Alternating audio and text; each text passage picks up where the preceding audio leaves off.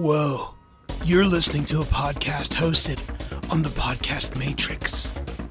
What is the podcastmatrix.com? Welcome to the Green Gab. This is Marla, the Green Home Coach, and I don't know about you today, but it is a big day for comfort. We got snow today and ice, and I am just all cozied up in my house. We've had the fireplace going today and lots of hot tea and warm food. So I hope wherever you are is not as cold and snowy as here, but you know, it is wintertime, so that's okay. And I wanted to talk with you real quick about comfort. You know, it is something that is so important to all of us.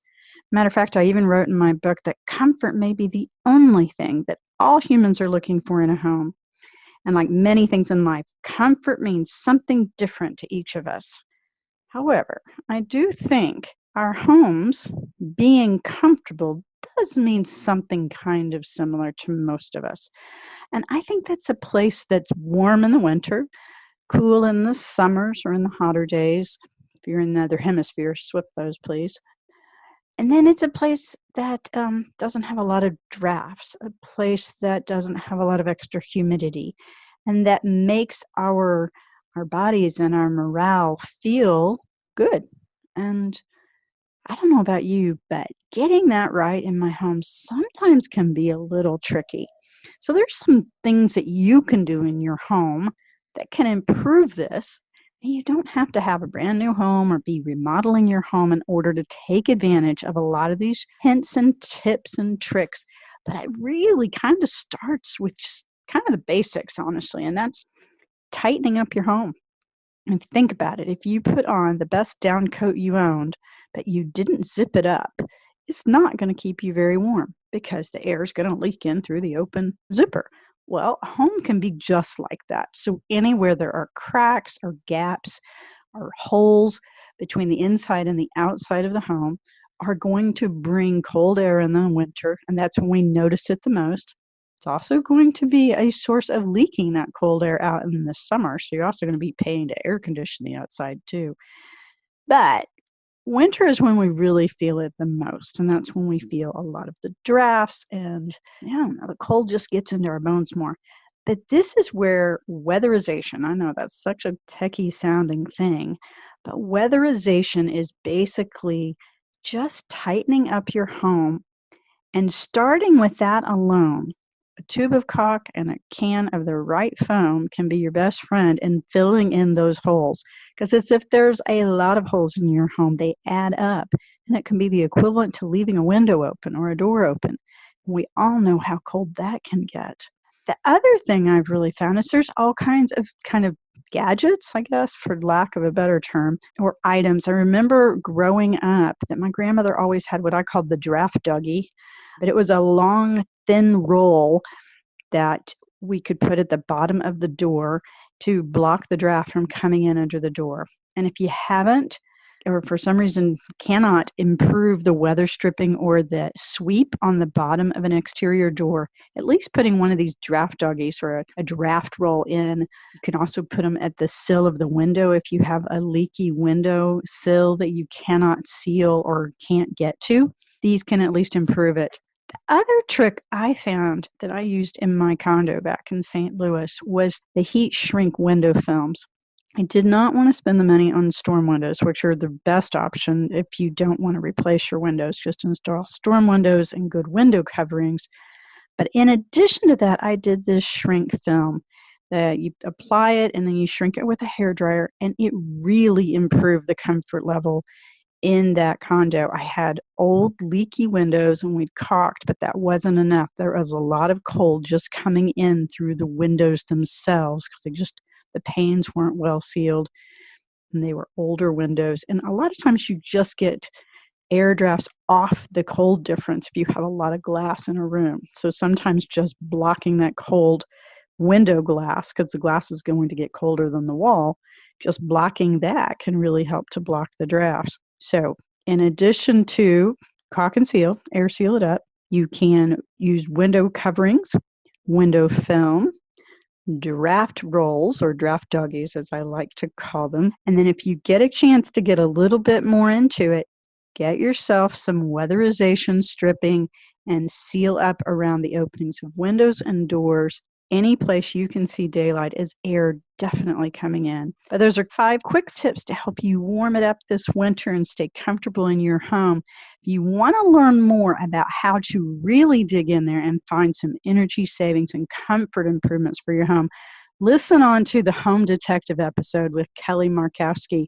She's worked in literally over 1,000 homes and has found all kinds of ways to improve homes, be they new, be they old. Enjoy.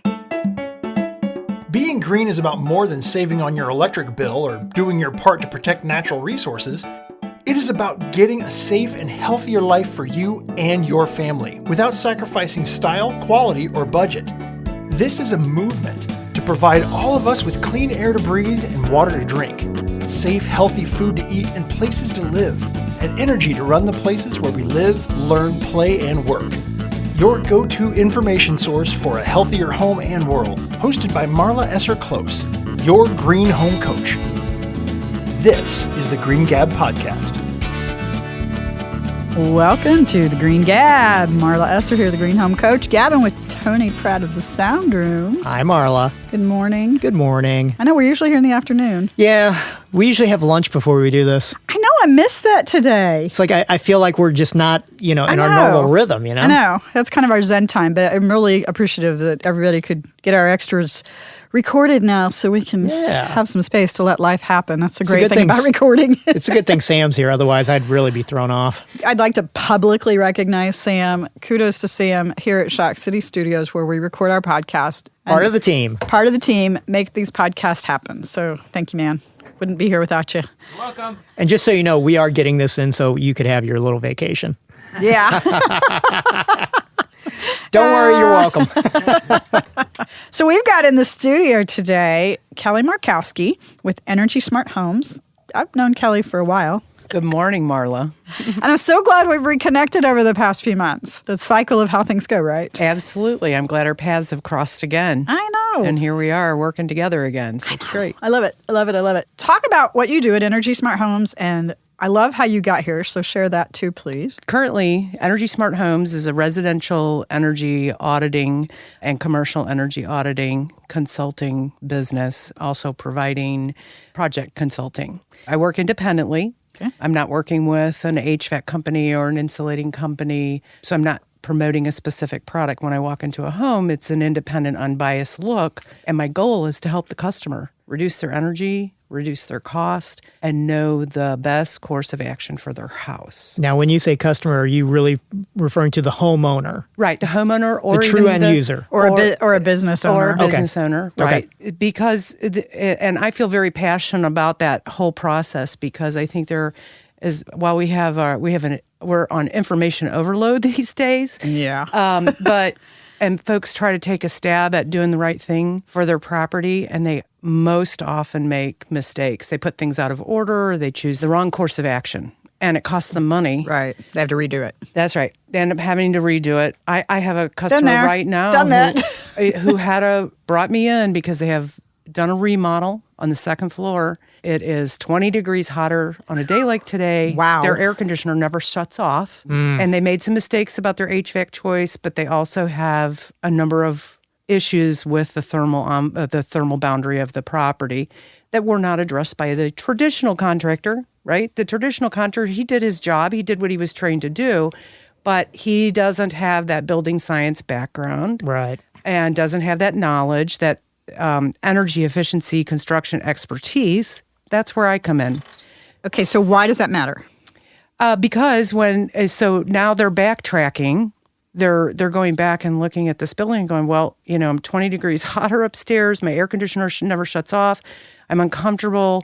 We've had this guy back out trying to fix the problem. He's been unable to. But he doesn't know what he's fixing. He doesn't know what he's fixing. He doesn't. Right. Okay. He doesn't know what to look for or how to fix it. So key element here that I want to make a point with our listeners. Building a building is oftentimes about getting a structure up that shields you from the elements, but not necessarily that is optimized to have you have a comfortable experience in your home. Right. And an energy professional can do that. Is that correct? That is absolutely correct. So comfort, not so much even saving money. Comfort is driving a lot of this, isn't it? Oh, absolutely. But also if you have an extreme comfort issue, you also are losing a lot of dollars out the window. Well, yeah, but if you're miserable, then you're miserable twice, right? That's right. That's right. You're miserable in your pocketbook and in your house. And here's what I like to tell folks. Energy efficiency in a home, whether it's a new construction or a rehab or a remodel or a whatever, or just addressing air sealing and insulating issues in the home to improve the thermal boundary. When you do that and you put those dollars in your wallet from the energy savings, that's not just today or this month. That is for all the years you own that home. So it's making an investment that's going to pay you back. Absolutely. And that's something we've been talking about in multiple podcasts about, the whole, even if it's 5% more on the build cost, what the payback is over time far outweighs that upfront investment. It's like the operation and gas cost for your car. Yeah. Right. It's not just how much you pay for the car. Right. It's how much it costs you over the next 5 years. Yeah. Folks are worried about, the gallon per gas, the price they're paying for a gallon of gas. But think of your home that same way. Yeah. We tend to think about all of the, sexy, pretty things that we want to put in our house, right? Well, it's the sports car mentality. Right? Yeah. But then, and so it's not glamorous to think about the structure of the house. And we assume when we buy a house, especially in modern day, that it's been built to a certain standard that is going to be... You just hit the nail on the head, though. We assume. And we assume, just like we assume with products, that we're being given something that's safe, healthy, comfortable, et cetera, whatever the benefit is. And that ain't always the case, folks. Well, the homeowner will make the assumption there's insulation in the house. There's insulation in the house, but maybe. What level of insulation? Well, and also mistakes are made.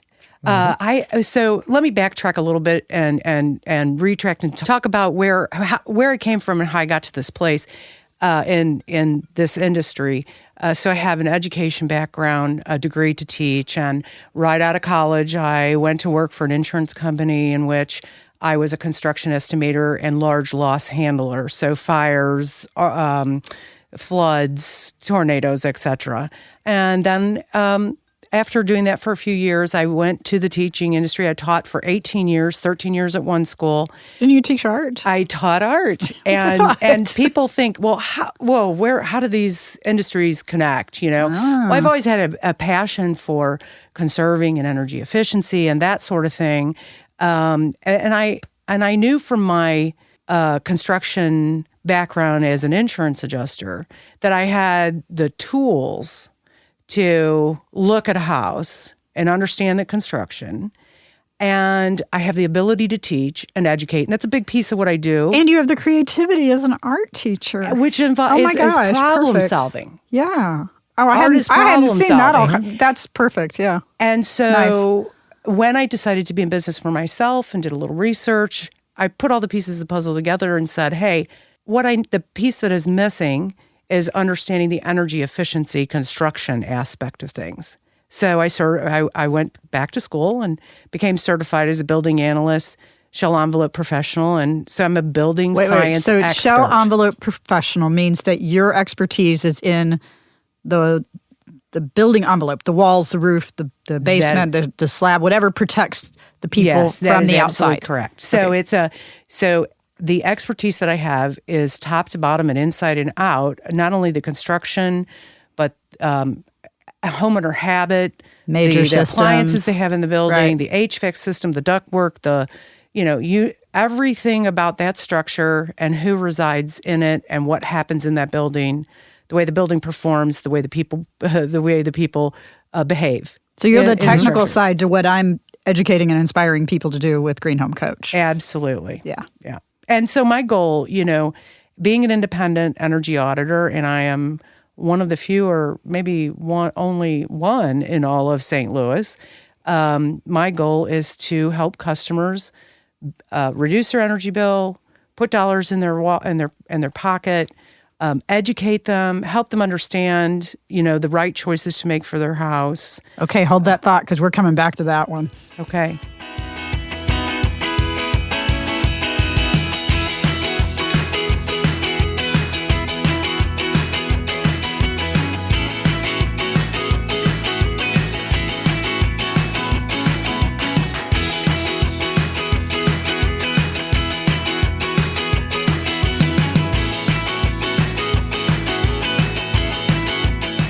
Gabbing the green today. I keep sticking to that phrase. Sorry, you really are not Irish. I know I'm not. Kellye Markowski's not either, though. Good thing I'm in here. I'm allowed to say that. You're not. I know. So, Kellye, you were talking when we took a break about the assumptions that homeowners make that their houses are built to a certain standard.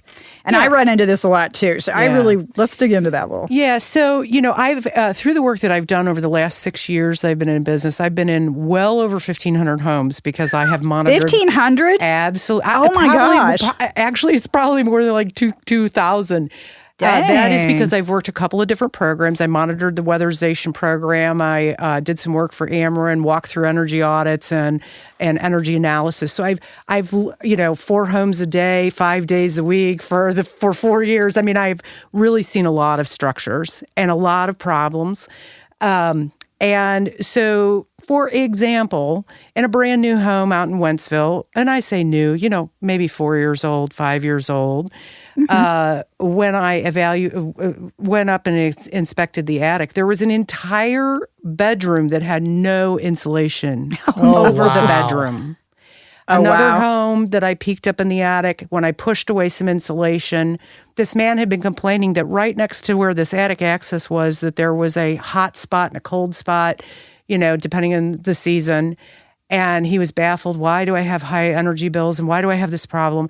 I just happenstance pushed away some insulation, and lo and behold, there was about a 2.5 to 3 foot square hole that went all the way down through the wall, all the way to the basement. And that was because the builder at the last minute changed from a gas furnace to an electric furnace. It no longer needed a vent space, and they didn't cap the hole. They blew a little bit of fiberglass insulation over this, which was falling into the hole. Right. Call it a day. Wow. And, people think that insulation, and even some contractors still think that insulation is going to block airflow, which it does not. So it just really was a big hole from the outside into this house. So how do you help homeowners solve these kind of things? Hey, this is a no-brainer. I'll bet you could take a piece of foam board, cut it 3 by 3, and cap the hole. Yeah.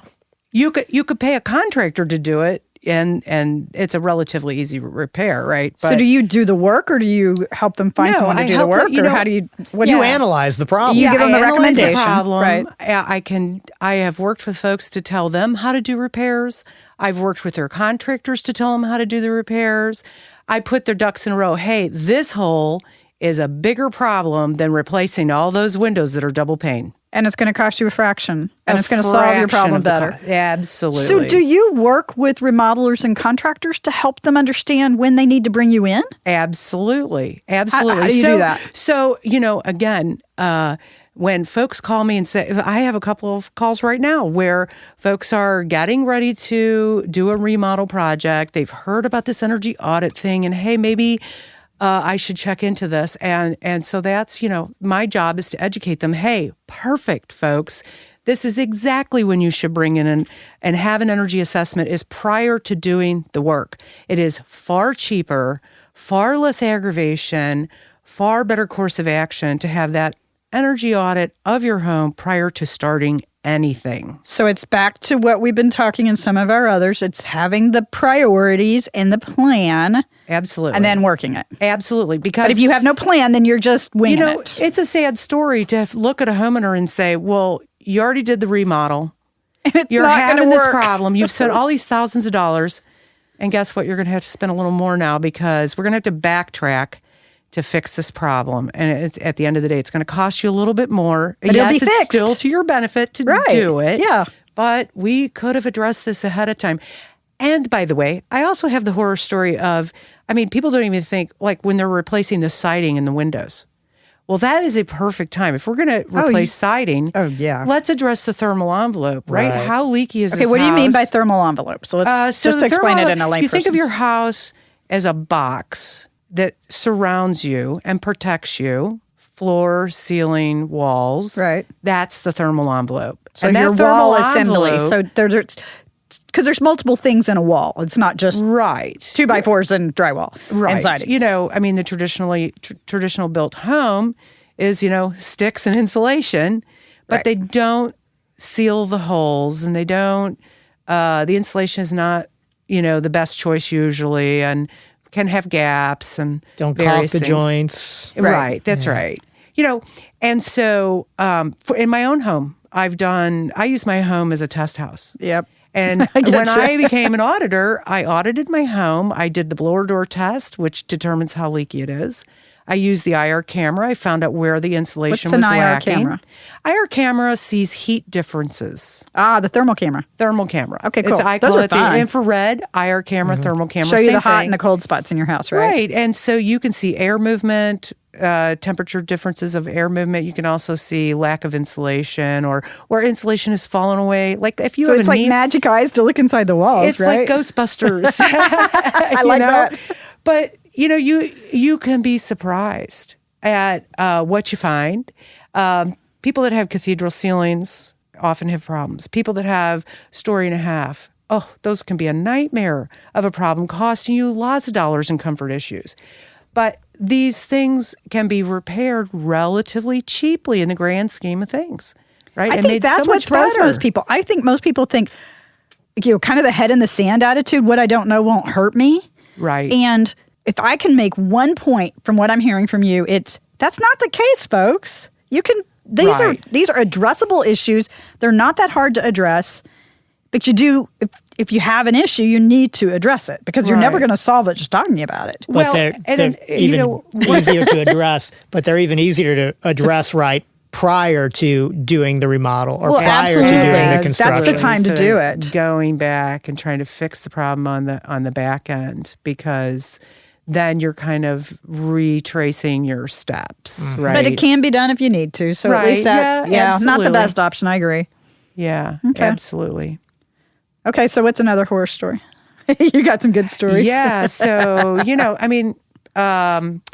so this house I'm working on now, like I said, 20-degree difference upstairs. That's amazing. Ooh. And air conditioner never shut off the entire. By the way, when I do it's not sized right. Yeah. Well, when I do a full energy audit, I'm there all day. Wow. It's not a quick process. It's an investigation. It's very thorough. Not there 10 minutes in a checklist. Right. You're the home detective, so here's one. In this remodel, they sold them an electric furnace and put the ductwork in the attic. Oh boy, bad choice, right? But if I had been there at the onset, I would have said, hey, not the best option here, folks. Let's try to solve this problem this way instead. Here are these other options, right? Got it. When I was looking... So how do you fix it now that it's up there in the attic? Well, we're going to need to go back and do some air sealing of that ductwork. And then do you some insulate additional insulation of that ductwork. Well, and by the way, there are always multiple ways to solve a problem. That's one approach. Cool. That's one approach. Okay. Another approach might be to foam the underside of the roof decking so that you encapsulate the attic. Conditioned space, yeah. Okay. But, there's trade-offs in everything and cost issues to evaluate. And so that's where I come in. Hey, this repair is going to cost you more, but this is the benefit. This repair is going to cost you less, but this is the benefit.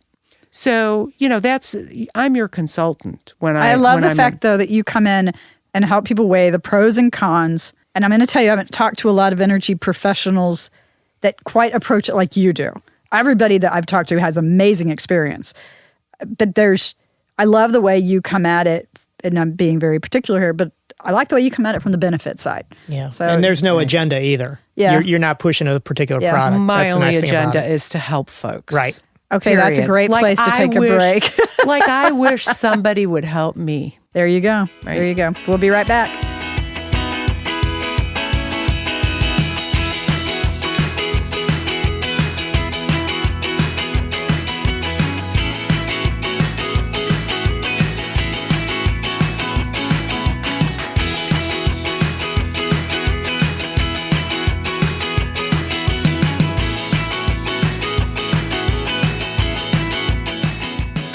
Okay, so we're here today with Kellye talking about all kinds of ways to solve issues in a home, and I love it. Have a solution for the things that are plaguing you in your home.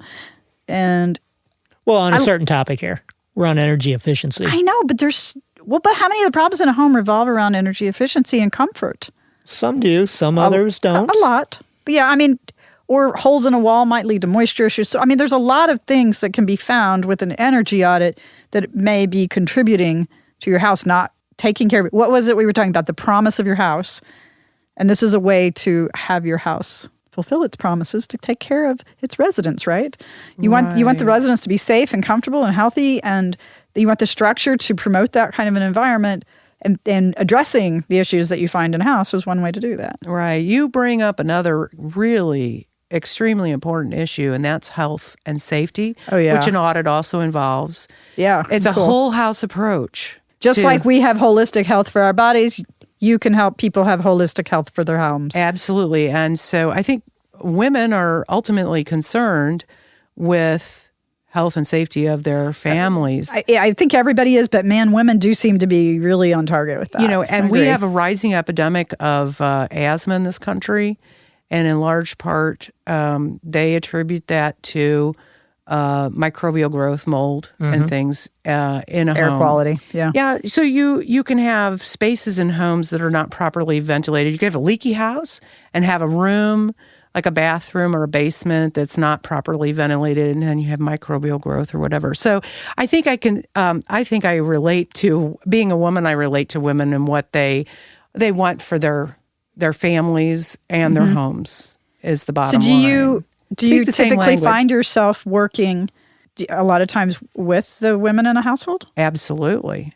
I have women that will do the legwork and call around about energy audits. Nice. And women that choose me because I'm a woman, men that choose me because I'm a woman, and people that choose me because I'm easy to talk to, I'm clear, I'm direct to the point.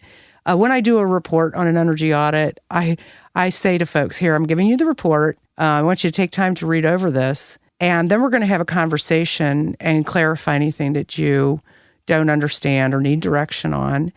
And folks come back to me 99% of the time, and they're like, well, it's all pretty clear. Good. And so I pride myself on that, being able to educate people and relate to people in ways that they can understand. You have to converse with them if that's going to happen. You're right. Least common denominators, what I like to say. It's a technical field. It is, and I think that scares a lot of people. That's right. And so I think I have a knack for explaining things in a way to folks that they can really grasp and understand and know what to do next.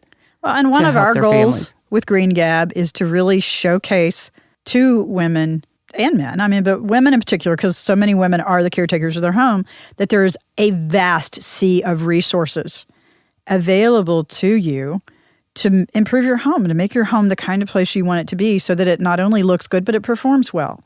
Because a house, if it's going to fulfill its promise of taking care of us, the people that live there, it needs to do that. It has to not just look good. It has to also perform and be long-lasting and make you comfortable and all the things that we're talking about. Right. One of the things that when folks ask me about energy audits and what they entail, I do a survey of various things in their home, how they're using energy and such. But hey, do you have microbial growth? And do you have the proper ventilation in the bathroom and the kitchen? And are you using it? And by the way, do you have children or anyone in this house that has asthma or allergies? Yeah. And do you know that the way your house was constructed may be contributing to those issues? And might we improve their health if we address how, the construction of your home and how things are, the air tightness, but the ventilation, it kind of goes hand in hand. Right, it does. Right. And that's something we've talked about. So is that a Over shocker and to over. most? Is that a shocker to a lot of homeowners? I don't know that people, when they're thinking energy efficiency, when they call about an audit and they're not, they don't completely understand the full scope, of the whole house performance aspect. So there's a lot of education that happens on my end, and we need to, it's kind of an uphill climb, but that's why we do things like today, is to help folks understand a little bit more about that whole process and why it would benefit them, so. What's the number one reason people call you? Their bills are high and they have lack of comfort. That's number one reason. And then what do you think is the number one surprise that people get from working with you and discovering these things about their home? when folks see me do an audit, they say, holy cow, I see already before your report that I just got way more than my money's worth. Nice. It's true. I like that. That's always nice. I mean, when I'm there all day and they see all the diagnostic testing and the thoroughness of my energy audit, I usually knock their socks off. And then you get the interpretation on top of that, which is where it becomes actionable. That's right. And it's the actions that matter. We all know that. Yep. I had a guy one time, I was at the home show, and one of my very first customers, I helped him, I consulted with him throughout his repair process, and he repaired his own home. Oh, wow. And I was at a home show, and I was talking to a customer and trying to explain an energy audit. And this guy just happened to walk up in the middle of this conversation and say, everything she says is true. She's awesome. You need to hire her. I said, I burst into laughter. I said, I really didn't pay that guy to do that. I really didn't. But I mean, that is the reaction that my customers have. And testimonials from your customers are always going to be your best form of advertising. Yeah. So what's one of your most fulfilling projects? Oh, gosh. There's been so many. I mean, I get a charge out of, when you go to a house, you don't know what you're going to be facing and what you're going to find. I can imagine. But when you have somebody who has, I had a condo where it was 20-degree difference from the top floor to the basement, couldn't use the front 2 rooms. And I'm going into this thinking, am I going to be able to solve this problem? But I know how to use my tools. I always do solve the problem. And when I find that smoking gun, it's a charge. It's like, there it is. That's the hole. Or that is the place. And in this particular condo, it was caulking where the ceiling, brick wall met the ceiling, and hot air was just pouring into this house. Oh, wow, yeah. It was a caulk job. And a large part of this heat problem and cold problem was a caulk job, right? Well, no, which is such a simple contractor solution. who sells insulation is not going to tell you that. Yep. No, because he wants to sell more contractor who's selling insulation. HVAC is not going to tell you that, hey, you need to caulk this part of your You need a walls. $2 tube of caulk. And you know what? But And by the way, you can do it yourself. That's a great point, though, because that sometimes is the difference between some of the homes we see done by a production builder versus a custom builder. The custom builder, details. those seams are always caulked in the big custom builders, whereas in the production, you can walk by and Sometimes. see sunlight all the Yeah. time. Well, Sometimes. and I even have try to work with new home builders to help them understand how can we improve what we're doing, even though this is an energy efficient build. Yeah, how but can we improve this? Keep going, Kellye. You're making it happen. And kudos to you for really putting it out there and helping to move it all forward. Unbelievably, we are out of time. I can't thank you enough. We have so much to talk about. I know. I tell everybody. It's only half an hour. It goes fast, but this is a great way to get people back on the show, talking more about this. And the more we can share these experiences, the more people can take action, make a huge difference in their own homes. And that gives us the chance to keep gabbing green. So thanks. Check us out on Green Home Coach. That wraps this episode of the Green Gab podcast. Ready to use what you've learned? Get the show notes with all the resources mentioned in this episode, plus 9 simple, straightforward, low to no cost ways to improve the health of your home and world today at everydaygreenhome.com. Be sure to subscribe now on iTunes, Stitcher, or your favorite podcast app so you never miss an episode. Thanks for listening, and remember, being green is easier and more affordable than you think.